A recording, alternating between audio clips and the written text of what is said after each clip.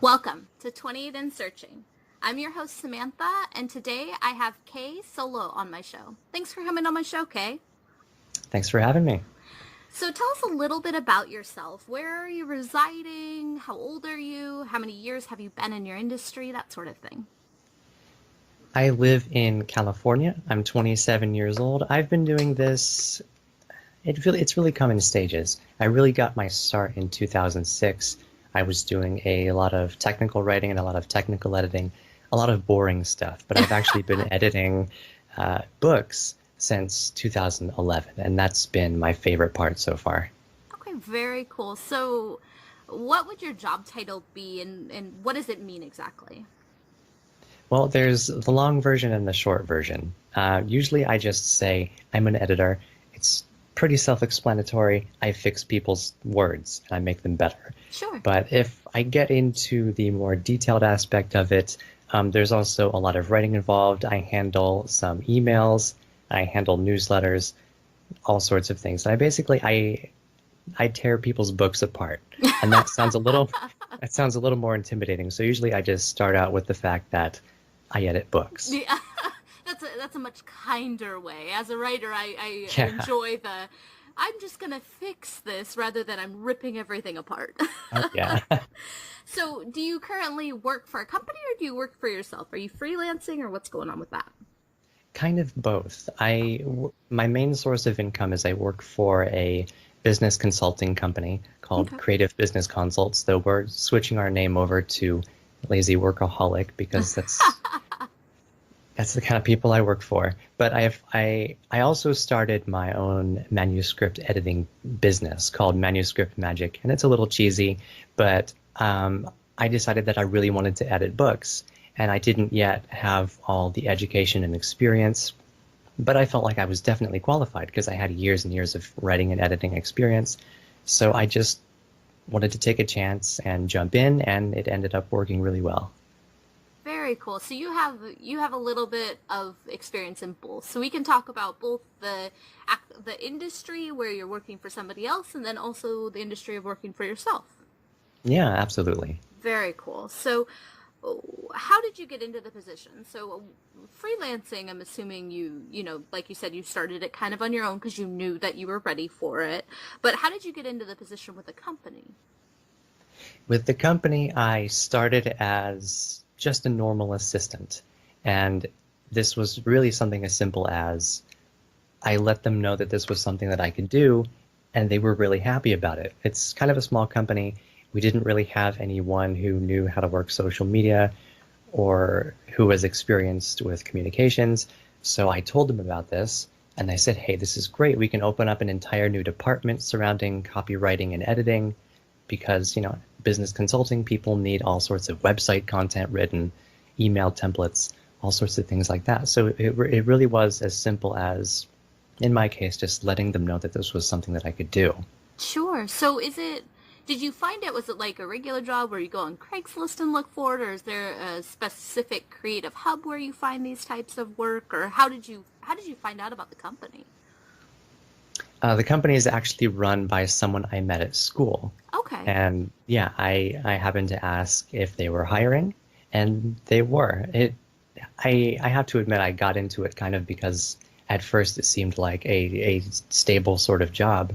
But after Sure. that, I realized there were all sorts of potential for expansion for it. So that's why I decided to bring that up.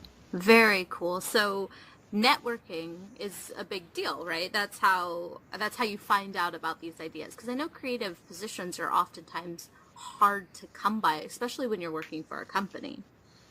Yeah, absolutely. And one of the things I would suggest, especially if you're looking for any type of creative position, is there are lots of communities out there on places like Facebook or Google Plus, where these companies, even indie companies like indie publishing companies, they'll say, hey, we have a couple internship spots open for editors or proofreaders, and we'd like you to take a test or something like that. And, they're actually kind of all over the place. There are a lot of people looking for those people. So I And would, and is your position a remote position? Or are you yes, okay? So you don't have to live in the same place. You could do this from anywhere. yes, definitely. But social media would be almost a requirement when you're looking at creative positions, because it sounds like that's the main hub of how you find out about these different positions. It is a pretty big hub. One of the internships that I actually tried and failed for was off of Twitter. And, I follow a lot of creative-minded people. There are a lot of writers and editors, and a lot of these creative communities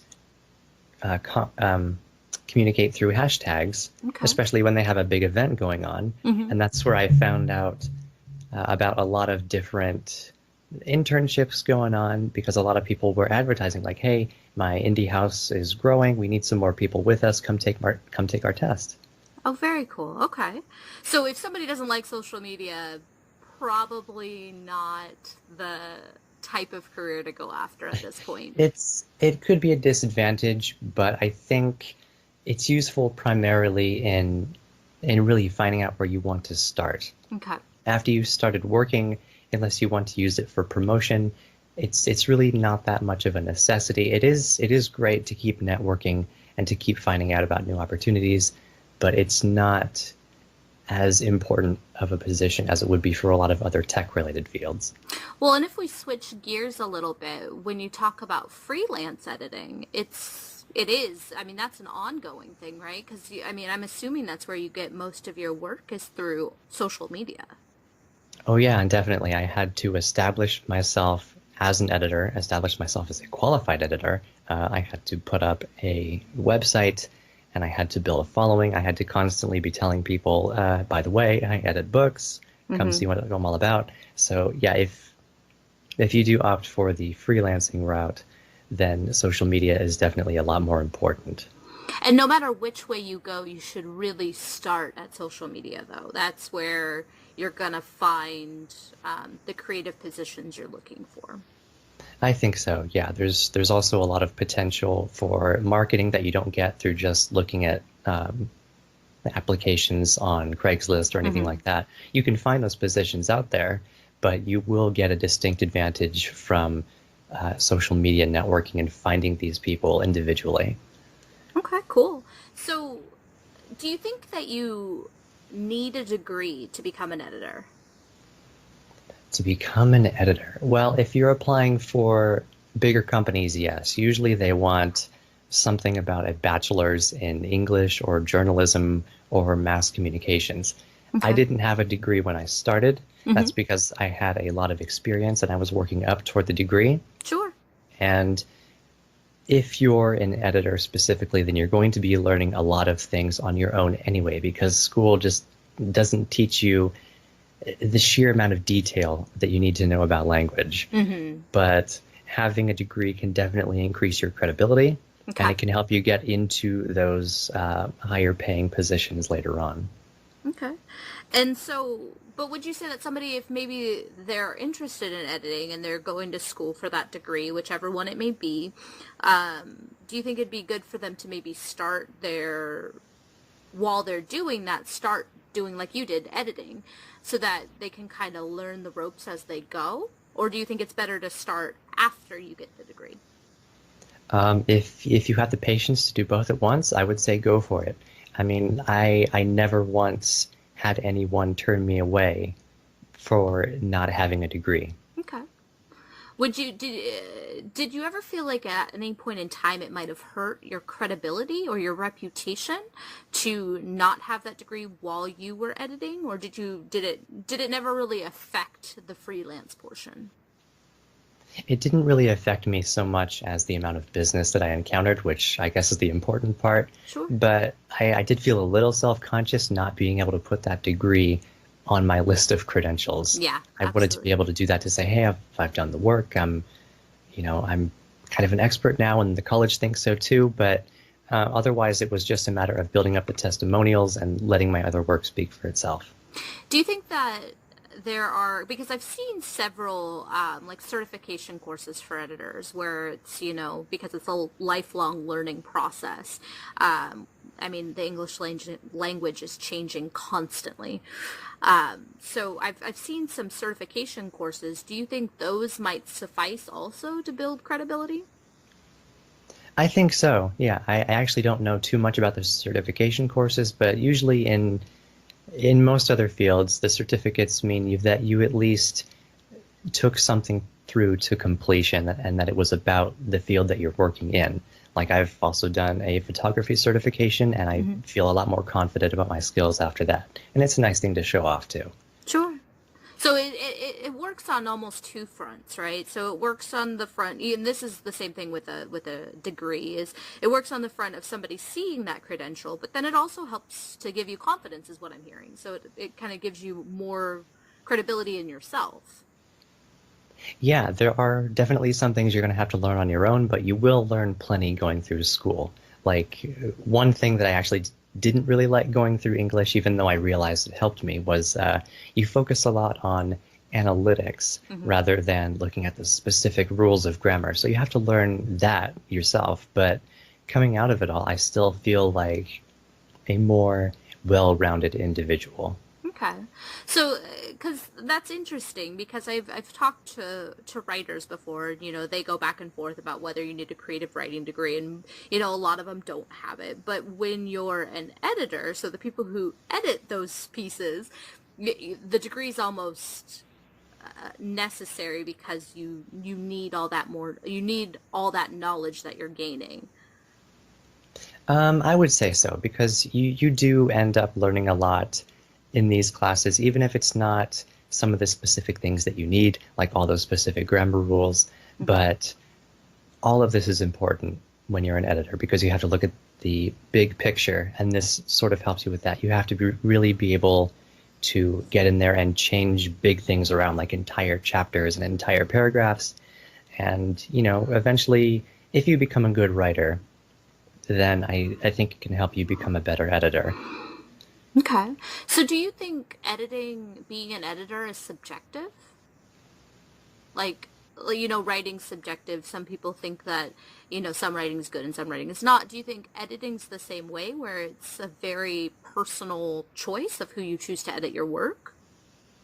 Some of it, yes, there is this baseline of objective correctness, but sometimes you'll have editors who focus primarily on certain genres because that's what they're good at, that's what they're really passionate about, and that passion really shows in their work. I don't really like to edit things that I'm not super interested in because while I can look at it on a technical sort of level, I Hmm. can't really get into it, and I feel like I wouldn't make the best improvements or suggestions. But a lot of it really is suggestions. Like, hey, I really do think that it would work better this way. You can keep it this way. I mean, it's technically correct the way it is, but I think it would be a lot better if you switched it around to something else. So a Okay. lot of it is subjective, yes. Okay. And so when you said that you had done editing in technical boring stuff. So is that going to be, are those skill sets going to be almost different than the ones you use to do fiction or novels? Actually, not Okay. because talking about that base level of objective correctness. When I was learning all the technical writing and editing, that's where I picked up my knowledge about a whole bunch of different style guides like AP and APA in Chicago, and you know these things become really important actually when it comes to editing books because books have usually a specific style guide that they go by, and there Okay. are a lot of more very tiny but specific grammar rules that you pick up there too. So it was kind of boring then. It is very different writing. It's very dry, but you pick up a lot of the basics and the fundamentals there. So would you say that's almost a good starting point? Is if you do something that's maybe not as exciting when you begin so that you can really learn the basics of editing? Um, Maybe it worked for me, and it's definitely a good place to pick up that knowledge. But you also, it wasn't taught to me. Okay. The companies just sort of said, "Hey, we use this style." Mm-hmm. So for me, it was, well, I have to go out and learn this style now if I want to keep working this job.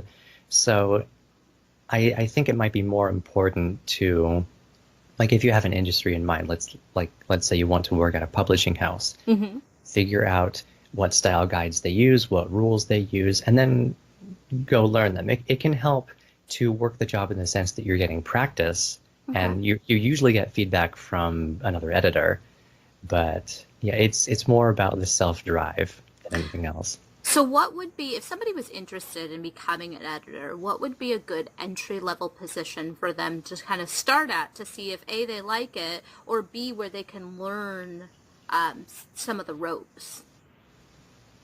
Usually some kind of entry-level position or even an internship. And I would say do not rule out the indie houses.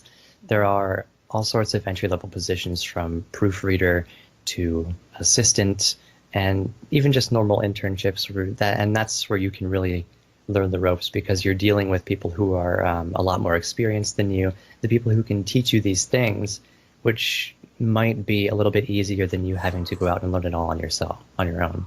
Okay. And in this industry, because I've heard in other industries that, I've had people on the show say, don't ever take an unpaid internship in this industry. There's paid ones. Is that the same thing for editing? Is there paid internships or is they strictly free internships or? Oh gosh, there are paid internships, so if you can get one of those, go for it. Great. There are some unpaid ones as well, but you might not be doing quite as much. Like one of the internships I was looking at was a paid internship, and I was actually going to be working on editing books with the other editors, like just right from the get-go, working on books. So it really varies, and the subject of unpaid internships is otherwise a pretty serious one, but the paid internships do exist, and they can be really quality internships, and I would say look for those if you can. Okay. Okay. So what personality traits do you think work best in this industry? Well, the first one definitely is working well with people, because you're not just dealing with people in a superficial sense like you would a customer at a grocery store. You're dealing with these people who are handing you sometimes their life's work and their personal projects that they care so much about, and you're going back and forth with them, and you're doing everything from simple suggestions or just saying, hi, how are you, to emailing them to tell them that you completely destroyed their book and you'll hope that they forgive you. So it's communication skills, working well with people, those things are essential to this kind of position, even if you're just kind of an intern or an assistant or something like that. Okay. And Sorry, go ahead. when you talk about personal, like being able to work with people, is it more of a one-on-one or is it a group setting?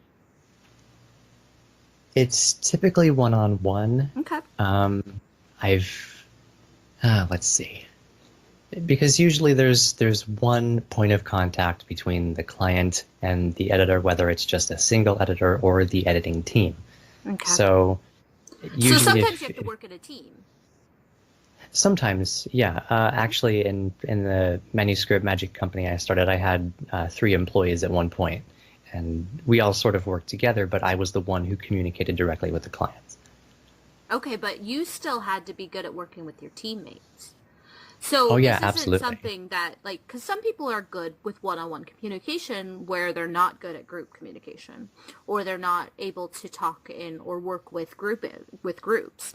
But this can be group focused. So if you're going for only one-on-one, this may not be ideal for you. Yeah, yeah. It really depends on the situation. Group communication skills are definitely important. You could probably find something, or, if you start your own business, you could probably do a one-on-one thing. But, I mean, regardless, whether you're going to be taking an internship position and learning from the people above you or working on a team, I would just sort of assume that you're going to be working in groups of some kind. Okay. Because I do know that, when I think about editing, I think it's a single person working with another single person. So you don't have to be, like, you could be very shy, you could be an introvert, working as an editor. But from what I hear from you is that's not most of the time the case, especially if you're working within a company. Yeah, definitely not. And, I used to consider myself kind of a shy person. Maybe I still am, but I think that's actually one of the things that ends up working against me, because you are in a position of authority in education here. You are you're making these suggestions, and you have to be really able to back them up and to defend them.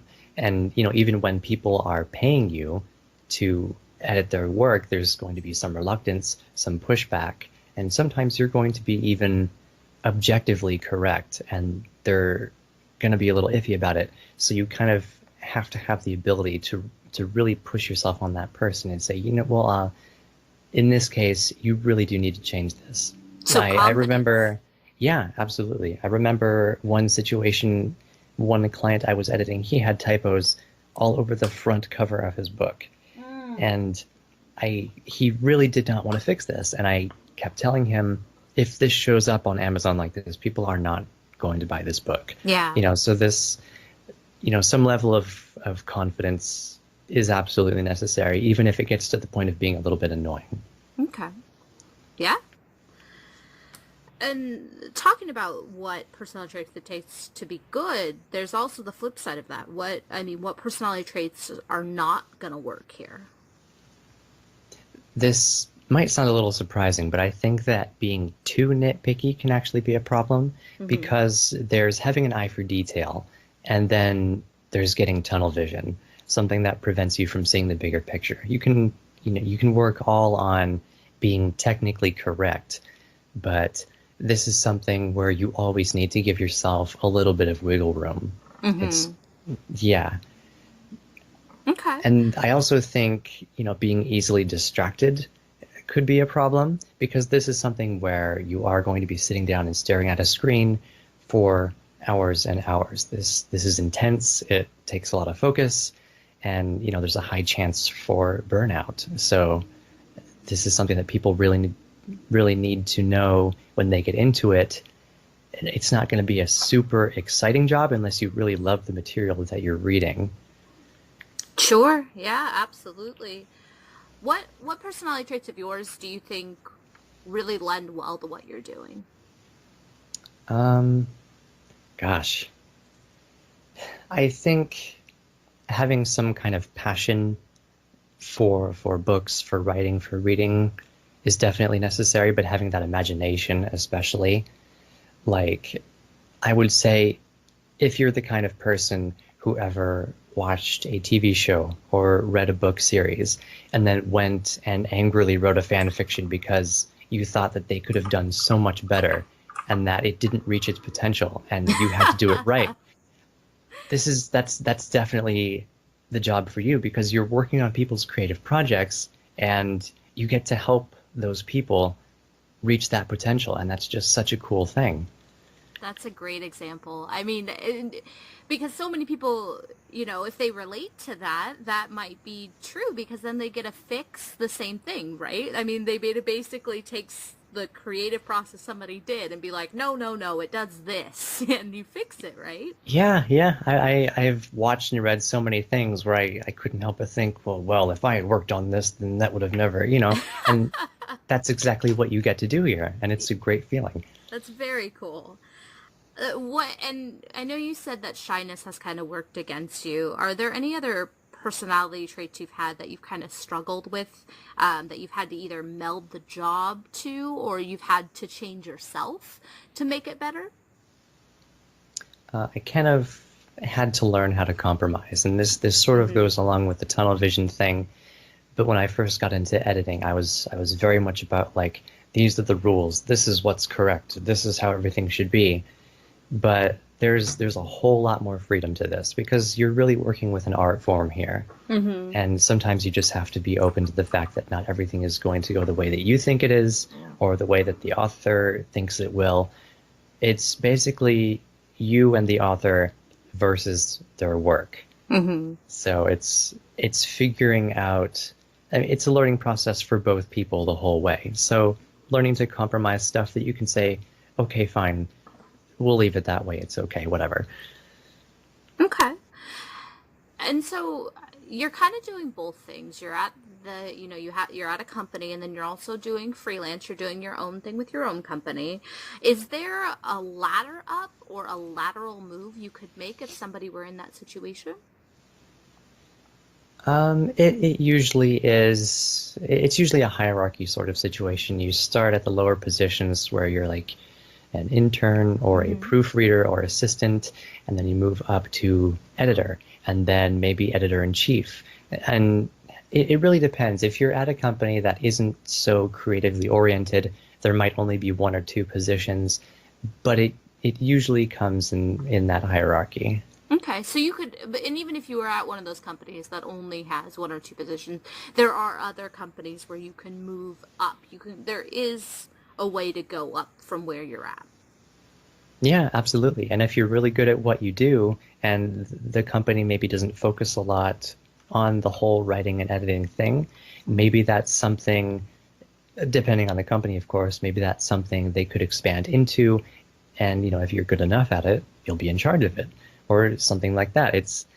This is one of those skills that if you're good at it, I would recommend saying so, because I think good things can come of it. Okay. And so it kind of expands because I know you're really interested in novels, but editors are needed pretty much everywhere, right? I mean, there's people that edit marketing, and there's people that edit social media posts, and there's people that edit, advertisements or, I don't Yeah. know, travel pamphlets. I mean, there's editors for all that stuff, right?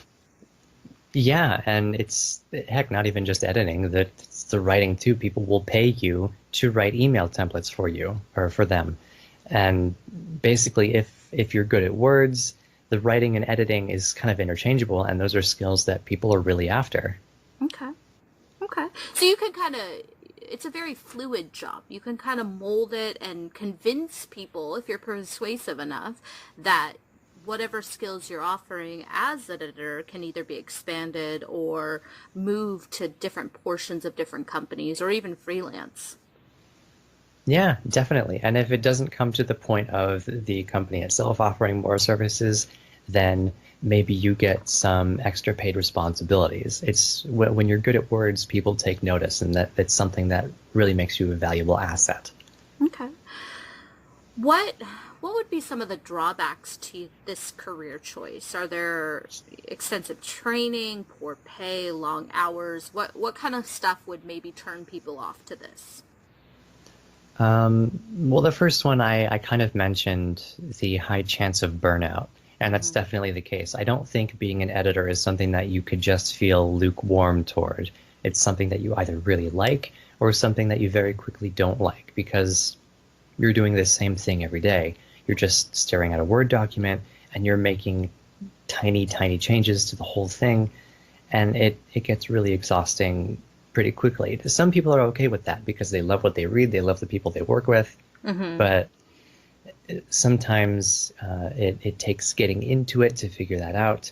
But that is, I would say that's one of the potential risks of it. And the other one is you don't look to be an editor to get wealthy. I Okay. think you can make a comfortable living from it. Mm-hmm. I think the industry average for an editor is somewhere over $20 an hour, Mm-hmm.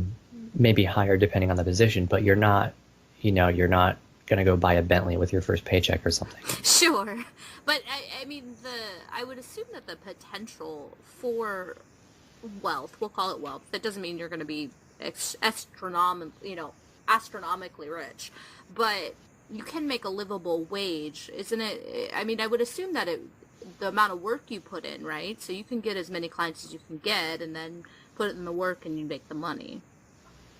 Yeah, you could either do an hourly wage, or like I've done, is I've charged per word. Mm-hmm. And that can be good or bad depending on how much work that this book needs. But it also does mean that the longer the book, the higher your pay. And if you're freelancing, especially, you can make your own hours. You could work all day. You could make pretty good money if you have a steady inflow of clients. Mm-hmm. So, and even if you're working hourly, it's something where you will make pretty steady money. It's pretty solid.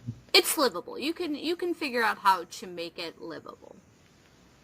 Yeah, and Okay. depending on your position, not just livable, but comfortably livable. Okay. And so going back a little bit to the burnout that you were talking about, have you had to personally turn away clients because you were fearful that if you continued on their project since you weren't interested in it, you would obtain burnout? I haven't yet turned anyone away, but Okay. I have had the temptation was there, especially when someone sends me a project that's like hundreds of thousands of words long, and I find myself spending, upwards of 10 minutes per page. It gets exhausting Mm-hmm. really quickly. And especially when you get those, I've had projects where, the writing was very solid to start with. And then other projects where the ideas were amazing, but the writing needed a lot of help to get there. Yeah. And so knowing that I had that to look forward to every day, it kind of got tiring. But in the end, I still haven't turned anyone away just because I really do love what I do. And, a little exhaustion here and there is to be expected. Okay. So it's almost it's not it's not a necessity to have to turn it out. Like there are positions where people tell me if I can't work with a client, I break it off before it gets too far because I don't want my reputation going down the drain. This isn't the same thing because you can still accomplish your job even if it is tedious. You can, and I do think that you should be able to retain some level of passion for it, whatever. Like if it gets to the point where you're just kind of hating yourself as you work on it all day, then you've gone a little bit too far Hmm. because you don't want to be just correct. You want to be into the project enough that you can make the best possible suggestions for them.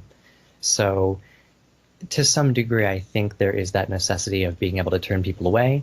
Hmm. But I think once you get into it to start, you'll know, okay, these are the things that I love working with. These are the things that I don't. And you can say that up front. Like, I don't accept projects from these genres, or you can set a word count limit, or, whatever it takes. You can be pretty flexible with it. Okay. And so obviously when you're talking freelance it's going to be different, right? Because when you're starting out I assume that you're going to work a little bit longer hours than if you were working for your company. But with being part of a company, do you have like extensive work weeks working for that company, or is it a little more forgiving? It's usually pretty forgiving.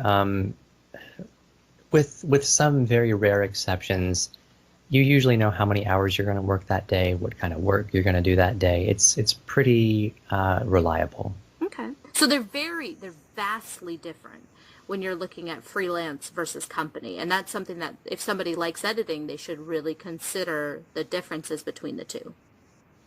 Yeah, absolutely. When I did freelancing, the editing part, and this is still the case that I charge by the word, but when it was the technical writing and the technical editing, I was paid per article or Hmm. whatever other medium I was working with. So there are a lot of different payment structures. Um, some and some may work. The per article thing was good because if you get into the swing of things and you're a fast writer or a fast editor, you make more money per hour. Hmm. So it really depends. But when you get up to the industry level, it's still usually pretty steady unless you're looking at some major awful deadline. Okay. Okay. So, what has been so far the worst day of your career? Oh boy. Okay. Well, I was working with a client. She was a very nice lady, and at that point, I had the three people in my company, and she had given us a deadline, and we were right on schedule, and everything was perfect. Hmm. And about a week before the deadline was due, she emails us to ask, "Hey, where's my book?" Oh And no. so, yeah, so I replied and I said, "Well, we're right on schedule. We will definitely have your book ready for the deadline that you gave us in a week." And she's like, "No, no, no, you don't understand. I am at a convention right now where I have to present my book." Yeah, Oh and no. this was still pretty early on in my career. If this happened now, I think my response would have been very different. But back then, I was still kind of new, kind of shy, and I really wanted those good testimonials. Hmm. So, um, my other employees and I, we worked for like 36 hours straight, no sleep, And, actually the husband of one of my employees came over and he was making us dinner because we couldn't even step away from the computers for even a few minutes. Oh my It gosh. was, it was so stressful and we were so tired. And definitely now I would have said, this is the deadline you gave us. You did not inform us about any changes. I'm really sorry we can't do this for you, Mm-hmm. because that's a ridiculous request. But yeah, that was probably easily the worst day of my career so far. And so does that happen? I mean, I'd assume that happens often when you're dealing with people. I mean, human error occurs, and especially when you get. I mean, creative types are kind of eccentric, and so you get those that are like, "No, I swear it's today," and it's really not, and you're moving forward. So I'd assume that's kind of a frequent cause, yeah. It is not actually. Oh That's wow. that's one of the only people that I ever had that issue with. It helps when communicating through email because you have written records of when all these deadlines are, and you can show them, Hmm. hey, this is what you said and when you said it. But most of the people that I've met are actually very forgiving people. If I have to email them and say, hey, I'm really sorry, I might have to push the deadline back a little bit because of, whatever, like a health disaster or whatever, they're like, oh, okay, that's fine, take care of yourself. They're very, most of the people that I've worked with are very chill, understanding people, and it's pretty great, honestly. Okay, and has that been your experience throughout your career?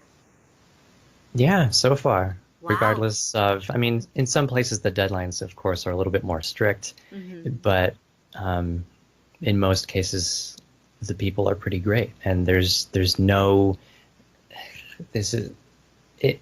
I was worried about it because I didn't want a job where I would interact directly with people so much because I was afraid of encountering, quote unquote, that customer. Sure. But I've met them maybe once or twice ever since I started in 2006. So that's been an absolute pleasure. Wow, I mean, that's awesome because that's not what I would expect. I'm sure that's not what a lot of people would expect is that, you hear all these disaster stories about freelancers, dealing with people that are just uh, unable to be happy with anything you do. And so I mean, that's a relief to hear that you do not encounter that as often. So there's really not, maybe if somebody has that fear about doing it, it's not a real fear. I mean, you know what I mean? Like it's not, in your experience, it hasn't been a real factor of whether or not you continue with your work.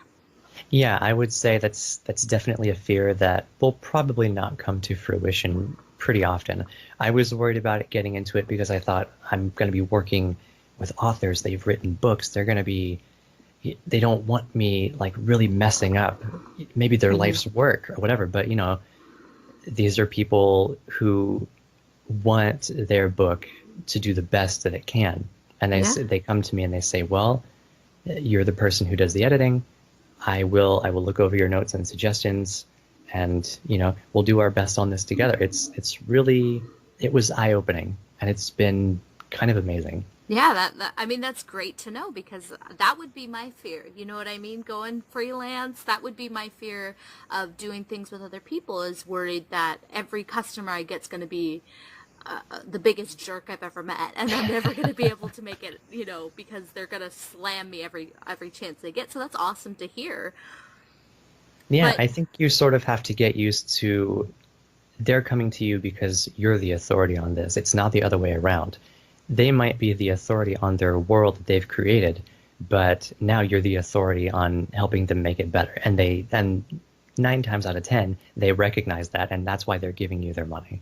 okay, yeah, I mean that makes a ton of sense. And so if though, because I mean it has happened to you once, right? So we'll use that as an example of what could occur. If it does occur, you would say that you need to be firm, right? Even though you were fluid then, now with your experience, you would say that you would need to be more firm in dealing with that situation. Yeah, and I think that was kind of an outlier because I didn't expect my client. She said nothing about a convention, so I had absolutely no idea. So you can be understanding, but be firm. And it helps if you maybe have some kind of a contract that you sign from the get-go explaining that you have certain limitations, there are certain lines that you will not cross, things like that. Sure. And so now we're going to flip it. What's been the best day of your career? Oh, the best day. That was probably when I saw my first client's book get published and I saw all of the positive reviews coming in. And I just felt like, I had some part in this. Like this isn't my book, but Yeah. I helped this person do this. We worked on this together and, people love it. So, it kind of makes me think that I did my job correctly because, I'm trying to make this a good thing for the readers and it's happening. They love it. So it was so satisfying and so validating. Yeah, absolutely.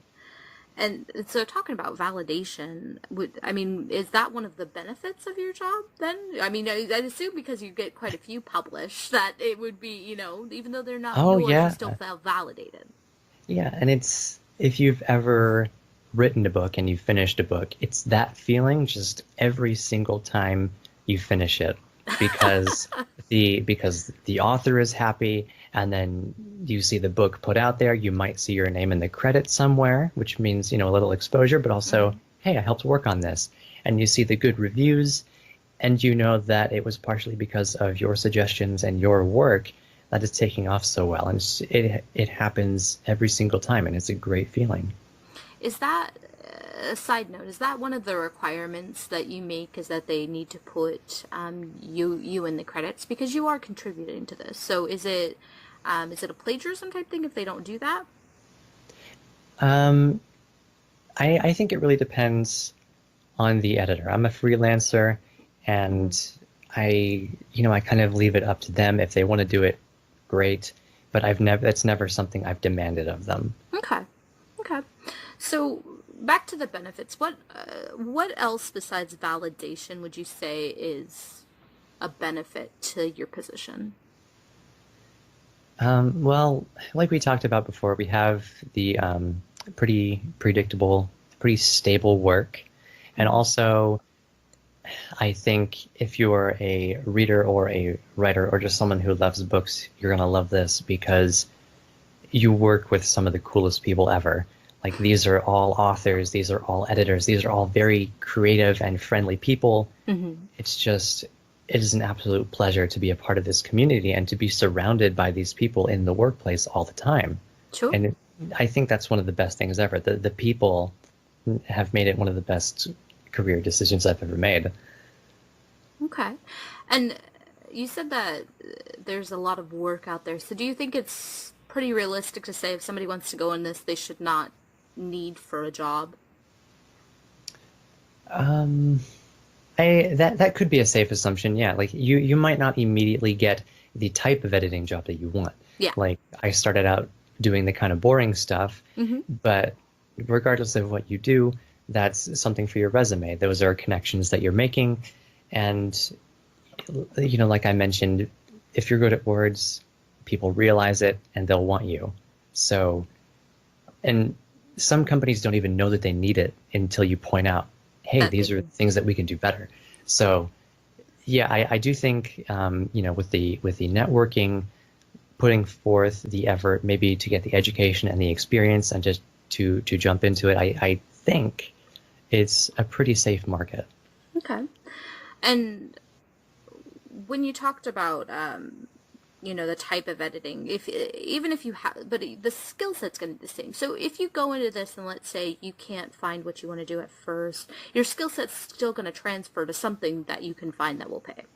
Yeah, definitely. I was able to say, hey, I did freelance editing for a while, and while I was here, I picked up the Chicago style or whatever, mm-hmm. and that a lot of those are ubiquitous. So picking up any of these skills anywhere will transfer to a lot of different places. Very cool. What do you love most about what you do?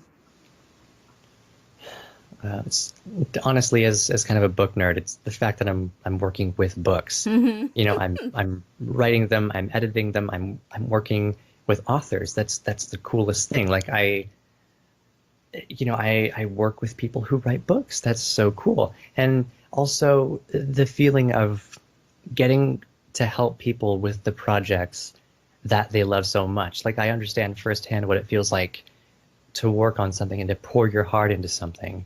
And it's so rewarding to just work with someone else on this project that they've created.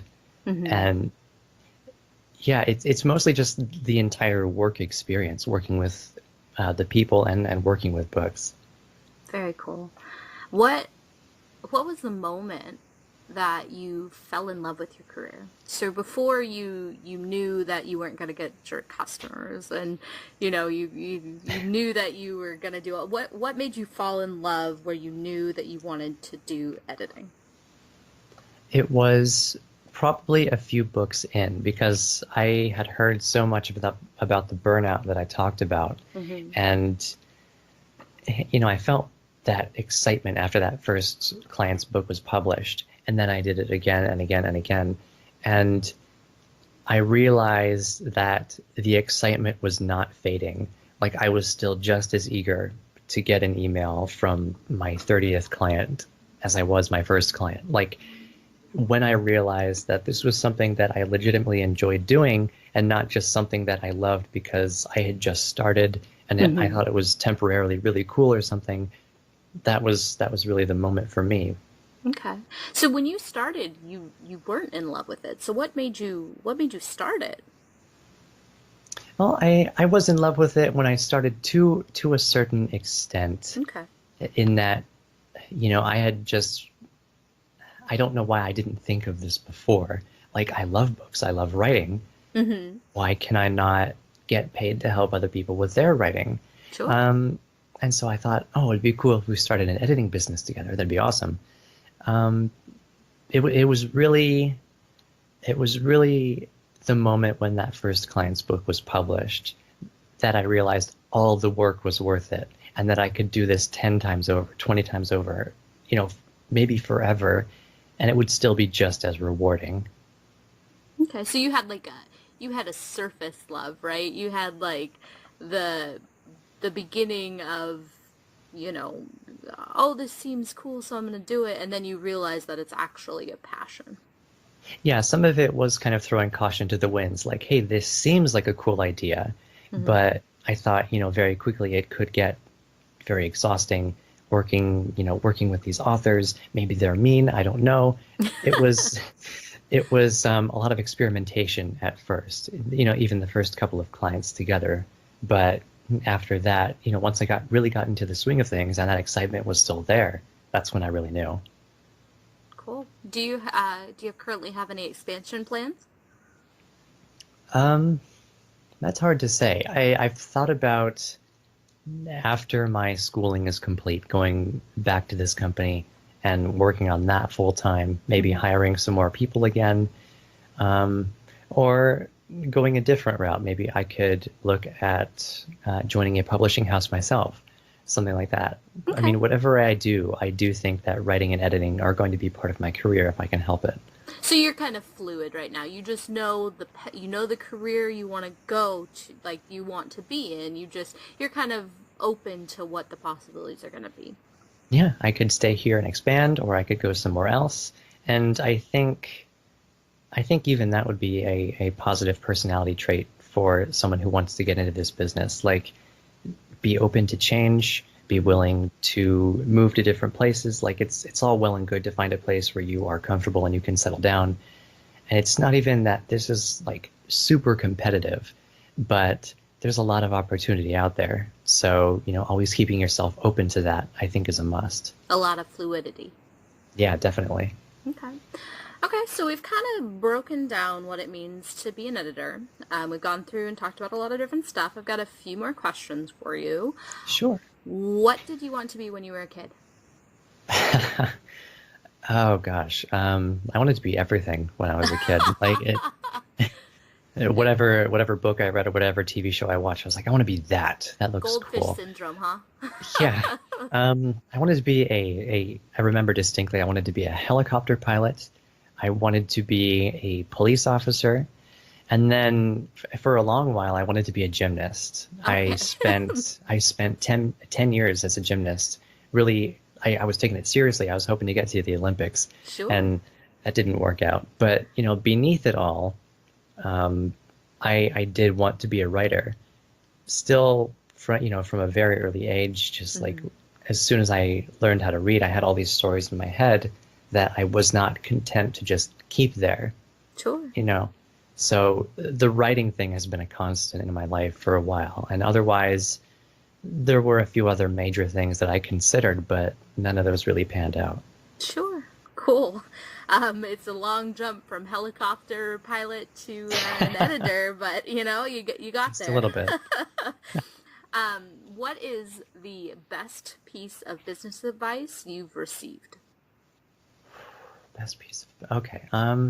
That's probably, and it sounds kind of cheesy, but the best advice was probably to always try to be a better person today than you were yesterday. Yeah. And because it's so easy to get stuck in a routine where you feel like you're never going to get that promotion or something else, it's never going to work out. Hmm. So even if it doesn't even have to be business related, but if you learn a few new things today, or if you pick up a hobby, or if you take a class or learn a new language or something like that, if you're always growing as a person, then it helps you avoid getting stuck and feeling stagnant, and you'll be more well-rounded. Maybe you'll get more marketable skills, but whatever the case, it'll help you from feeling stuck, and it'll help keep you open to new possibilities. So I thought it seemed really simple at first, but always trying to improve yourself, I think that's definitely something to focus on. Yeah, absolutely. I don't think that's cheesy at all. I mean, it's simple, but that's the problem is that a lot of people forget simple things like that. And then, 10 years later, they realize they've not done anything like that. They've done the same thing every day without trying to better themselves. And I think that's a great piece of advice. Yeah, and it's definitely something to take day by day. Like you don't, especially if you're a very busy person, maybe you don't have time to take college classes on the side or whatever. Because usually I would say, the best advice is do what you love. But I feel like that goes without saying. Like obviously we'd all love to do what we Yeah. love. So Yes. it's more about like taking it one day at a time and just trying to make little improvements. And then, a couple of months down the line, you'll look at everything new that you've accomplished and, you realize how far you've come, maybe with only a little bit of effort each day. And that really helps. Yeah, absolutely. I was listening to a radio show here in Seattle, and somebody was talking about Pete Carroll, who is the Seattle Seahawks football coach, Oh, and they yeah. talked about how his whole thing is that every moment he goes by every moment he wants to be better than he was the moment before. And I thought breaking that down to that crazy, a moment is very minimal. You know what I mean? I think about a moment and it's not Yeah. enough time, but for having that mindset, that almost brings him back where maybe he only misses a few moments where he didn't do that. You know what I mean? Instead of if we look at things on a day by day or, him being crazy and minute by minute, whatever. It helps because then it makes it harder for a year to go by or a month to go by where you're not doing anything. Because if you miss a day and you're like, well, I'm not better yesterday than I was today, it's a lot easier to fix that than to just let it go. Yeah, yeah. And I mean, even if you're crazy and just living in every single moment like that, Mm-hmm. it's probably going to be very rewarding to look back and think, I didn't waste an instant. And Absolutely. it's also important to not be hard on yourself. Like you're going to have your down days, Oh, yeah. but overall it's a day by day thing. Just do your best in little increments, and whether you're this famous football player, whatever, you get to look back and you feel more fulfilled. And I think even if you're not looking at it from a career standpoint where you're trying to get the best advantage in your line of work, it's important for your own health and well-being as well. Oh, yeah, absolutely. my husband and I were talking about the podcast, and he was telling me, because I was like, oh, I'm getting a lot of interviews, so it's a lot of days where I have all these people and it's stacking up and my schedule's getting kind of crazy and I feel like I'm losing time. And he told me that anything before this, because I love doing this, was a waste of time. I lost all that time. Now it's not losing the time because I'm doing something that matters. Yeah, that's a great way to look at that. Yeah, I thought that was pretty interesting, right? They go together. So what would be the one piece of advice you would give to somebody just starting out in this career? Well, I kind of touched on this earlier, but if you're good with words, whether you are a writer or looking to be an editor or even someone who's really good at communications, then this is something you tell people about. This is something that you bring up in interviews or that you volunteer for your boss or whatever to say, hey, this is something that we can do better. Because if people can see that you're good with words, they're going to want you. Because, we live in a society built around communication. So if a company deals with people, and that's basically every company ever, then they're going to want you.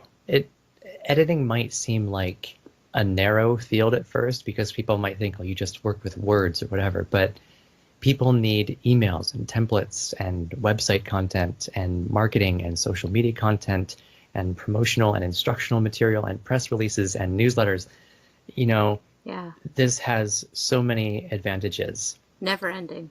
Yeah, never ending. So you could ask. be yeah. Bring it up. I mean, you could be dealing directly with people, you could just be sending emails, you could be managing social media. There's a whole lot of different stuff that you can do. Like I kind of mentioned, when I started at this business consulting job, I was just an assistant.